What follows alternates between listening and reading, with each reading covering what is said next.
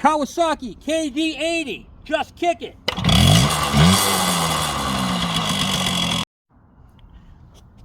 Kawasaki KM100, just kick it.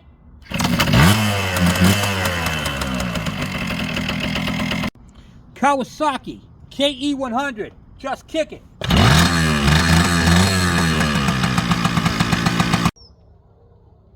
Welcome to the Kevin Bergeron YouTube channel. I'm your host, Kevin. If you like working on vintage two-strokes and how-to videos, I'm your guy. So welcome. And if you guys could do me one other favor, is hit the thumbs up, and don't forget to hit the subscribe button and the bell icon, so when I post a video, you don't miss out. I'll talk to you guys later. Let's get crack-a-lackin'.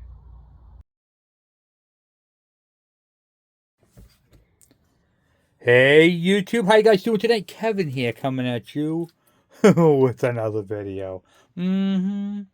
So on the KE, the KD, the KE, and all the KM and all that crap, the MC90, MC1, whatever you want to call them, the Kawasaki rotary valve little guy motors, you know, the ones that made this channel what this channel is.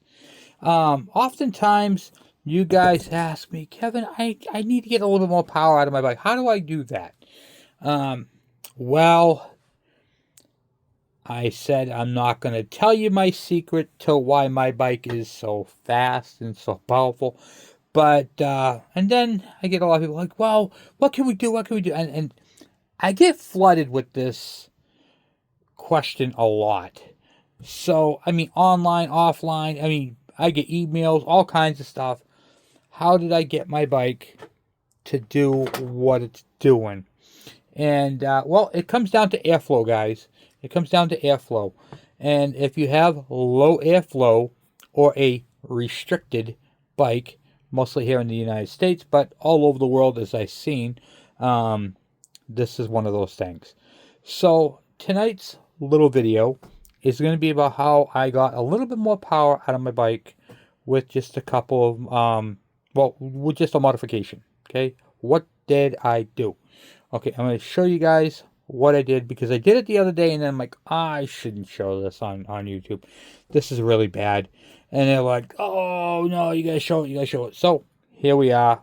I'm kind of doing this video because I really don't want to do this video, but I'm doing this video anyway. So, don't judge me. This little hack, and when I say hack, I mean hack, is hacking. Alright? So, this is the carburetor body for the Kawasaki KE102 build.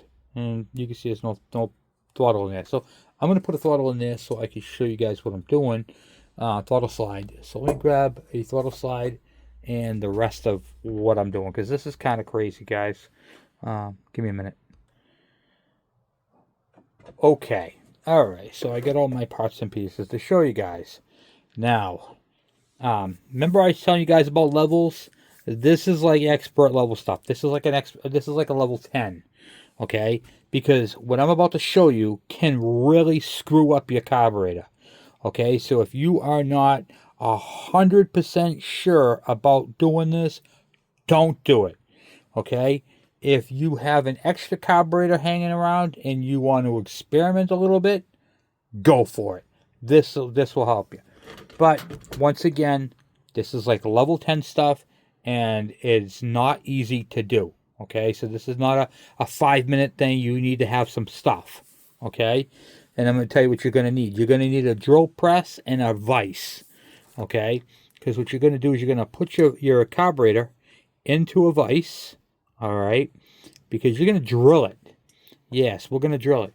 And when I tell you this is going to sound kind of stupid, but it's facts. Okay, I'm using this set right here, this Milwaukee set. And I'm using this number 4. It goes up to 3/4. Okay, what was it? I think it's 3/4. Hold on a second. Sorry, 7/8. Okay, the whole is 3/4. So anyway, this right here. See the opening on the carburetor? This is your Venturi right here. See how it's just smooth? It's flat. There's no high rise in the middle. It's just flat all the way through. So what I did was, and you can see the difference. Watch the difference. That hole's about 3/4 right there. Okay, see how it will not go through? There is so much left. This is what the outcome looks like right here. Look at that. This right here will go through. But the reason why, notice how it doesn't go all the way through. It goes up to there, and then, kind of a pain to get out, then you go from the back side, and it'll go all the way through. Okay, this will pass all the way through if you want it to. But the reason why is because you don't want to cut the sidewalls where the slide goes. Because this right here will go all the way through like this. And you can see how far it comes through. Okay, so that bottom silver line is this part right here. Okay, you can see how it makes it all the way through the center to there. Then on the back side, does the same thing. And you can see it come all the way through that way. See how it just wants to pass through? Okay, and that's what you're doing. So making that into a 7/8 hole, which matches the intake very closely. Okay, you can actually, if you take the rotary valve cover off, you can actually go to the full 7/8 and get the full straight through bore. But anyway, you can see how much that is bored out. See all the extra left? All that meat? That's gone. And that's what you're ended up with right there. Then, if you go any bigger than 7/8 on that hole, you'll destroy the carburetor, because you won't have the sidewalls on the inside there. So when you put the slide in, which you'll have to deburr it, okay, but here's the slide right here from this carb. So it'll fit in like this, all the way down through, and you can see how nice that looks. Look at that, huh? Because if you go too big, you won't see, you'll start to see light coming through the sides. If that's the case, the carburetor is destroyed. Okay, so let me go get a flashlight and we're going to check it. Okay, got a flashlight right here. It's not super bright. So what we're looking for right now, let me grab this right here to point at it, is, see the sides of the carburetor right here? We don't want to see the light on that. We want to see light at the bottom, but not on the sides. If you have light on the sides, the carburetor is junk, you've gone too big, and what's now going to happen is that's going to let air in, and this thing's going to be, what? Just going to be screaming the whole time. You'll never get the thing to idle down. So we're going to put this like this, and there you go, just like that. Boom. Solid. It's the way we like it. Okay. So now, when that's like that, we'll, what do you call it there? We're good to go. So, pretty happy with the way that turned out. Like I said, any bigger, you'll have light on the side, and then it won't work. And in the event that you have just a hair on one side or the other, you can also lower the RPMs. You can lower the throttle down like this. But if you can see straight through it, it's too big. But the 7/8 one works absolutely perfect. Now, what does that mean if you can put more air to it? That also means you can go up on a jet. So, like I said, you got to be careful. You got to make sure you're straight on to it. But that came out excellent. Look at that, guys. Right there, boom, boom, boom. And then clean it all up really nice. We'll sand it down, make it look pretty. And then you're going to have to, when you do that, you're going to put your slide in. And you're going to get scared for a moment because the slide, or is it, what's that groove? It's going to stop partway like that. When you go first put it in, you're going to be like, oh crap, now I can't push it down. That's because you have a burr on the inside right here. So you have to deburr that. Once you deburr that, you're golden. And then make sure you can see through all your ports in there. So when you do that jet test that I talk about, like this, you'll be able to see the little hole, and you're good. Okay, so this carburetor right here is highly modified.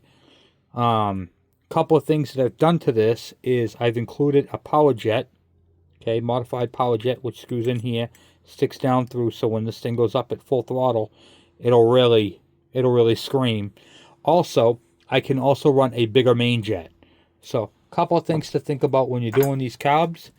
And Just something. So like I said, you got to be very careful. You need to use a drill press. You can't do this with a hand drill because this thing it wants to do that. Okay? You can't have that. It has to be straight and smooth.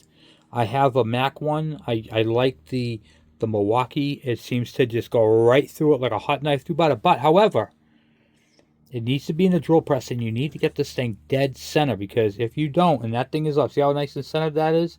If you are off a little bit, you'll start to have light coming through the sides. Ask me how I know. I've already messed up a couple carburetors. So, and I knew I could do this. I knew I could pull this off. So, that's how you do that. As far as the power jet is concerned, okay, the power jet, you'll have a hole in your top cover, so because this has to come through. There's other ways of doing these. You could put like a jet down through there, make it a little nicer and neater. This is just an adjustable power jet, so I have to modify that a little bit more. But I just wanted to give you guys that little, how did I get more power out of my bike? I did this. Now a lot of people are going to be like, well, how did he hook up a power jet? So this is for the KE102 build, but I have one on my, I don't have a power jet on my KE100. I just have it on this one. Okay. So the power jet, what this does is this screws in here. I should explain to you how a power jet works, because some people haven't even heard of it yet. Okay, so power jet, we're just going to say it's installed like that. This little nipple screws onto here. I said nipple on YouTube. Okay, and it looks like that. So what happens is that power jet is not working right now. Okay, when this thing's all the way down, which way does this go? It goes in like this. Okay, when it's down like that, okay, the main jet or the idle jet or both are starting to come on. Okay, when the throttle opens up to right about there, it starts to suck in more fuel. So it sucks in fuel through here and goes in there. Well, where does that fuel come from? It doesn't come from another fuel line. I'm going to show you. So I took a carburetor bowl, and you're going to have two of these little tubes. You know what these tubes do?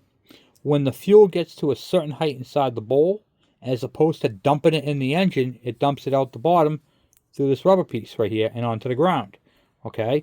This is an aftermarket carburetor bowl for, I think, a Suzuki. Or you can get it for a KE100. But anyway, I put a nipple on here. I screwed a nipple onto this. Drilled it. Put a nipple onto it. You can see that this one's not pressed down. But yours will have two of these. Okay? It has two of these. If it has two of these, that's great, because then you can put this onto the bottom. Don't worry about a nipple. Just plug it into one of these, because yours will have two of them. Okay? And then what you do is you hook your hose up to it. Take a pair of pliers. These come right out. Just take them, squeeze them, pull them out. Okay? Now this is getting all the fuel that goes in your bowl is also in here. Okay? So now, and I put a drain on this one. It's got a drain. Okay? So now we're going to take this. We're going to put this in here like this. Right here. Now, when that power jet is not used, okay, you can literally hold this up to here, and you can actually use this to make sure your float is adjusted, because this right here, the level, and this right here will be 4 millimeters below the top. Okay, and you'll just see fuel in this bowl right in this part right here. This will hook up to your power jet, like so. Okay, now that fuel is going to stay here. When the throttle opens up to about here, you're going to start to see it suck it in, and then you can adjust, you can fine tune it if you want a little bit of fuel or a lot of fuel. Because remember, the main jet that goes in here only works from quarter throttle to roughly about 3/4 of a throttle, and then it's the same all the way through. It starts to lean. Okay, you want to get a boost of power, you include a power jet. Remember, if you put a power jet on, like this one, your cover that goes over your carburetor, the what do you call it there? I thought I had one in here. Will not fit, okay? Because there'll be a hole up there. And if you take that off, like if you make a hole in there, you got to find a way to seal it up. Because what will happen is if you don't seal it up, now you're going to be sucking air and dirt and all the other stuff in there. So then you have a lean condition, okay? So you got to really kind of figure out how you want it. My air cover that goes on this thing is highly modified, all right? So I just want to show you, and then I put this on here so it can go to the screw just to hold it from where where I want it. Okay, so pretty cool upgrade, pretty neat modification. Okay, and then you can let this thing idle all the way down if you want, however you want to do it, and then it'll allow the it'll be perfect just like that. Boom. Not bad, guys. Not bad at all. So just wanted to show you my modified carburetor and how I did it. So hopefully this helps you with your build. Once again, be careful. Make sure you do that, what do you call it there? You go all the way. Also, too, okay, and then the other thing I get asked a lot is about these insulators right here. If they have this style insulator, you don't need a rubber gasket on the back side of this. If you're using this style right here, I don't have one to show you except for a smaller version. You can see that black rubber gasket in there. Okay, that gasket right there, there's a gasket, you need this right here. And this groove right here, I never keep it lined up. So if you're going to put this style in here, for instance, right, you can see how it's flush and there's enough room for a gasket. That's where it is. You want to offset this, because if you put it like this, okay, you could leak air right there. But if you offset it, you can put it 180 degrees off, like that. You stick that in there. Now when this clamp tightens up, it does a total seal. It's a lot better, a lot safer. Even with the gasket in back of it, it's just more of an insurance policy. The book shows you to do it this way. But if that O-ring fails, this is your next defense. So you want to make sure you put it 180 degrees. And there you go. And you can actually see that there's still a little bit of wall left, which is crazy. Even after expanding it as far as I did, you can see how it is. Okay, even after cutting that as deep as I cut, it's still got a wall, which is what the gasket is going to fill in and look like when you put that on. It's going to be like, see how there's a gasket like that? All right, that O-ring, I wish I had one to show you. I do, but I just don't know where they are at the moment because I've been reorganizing for the new season.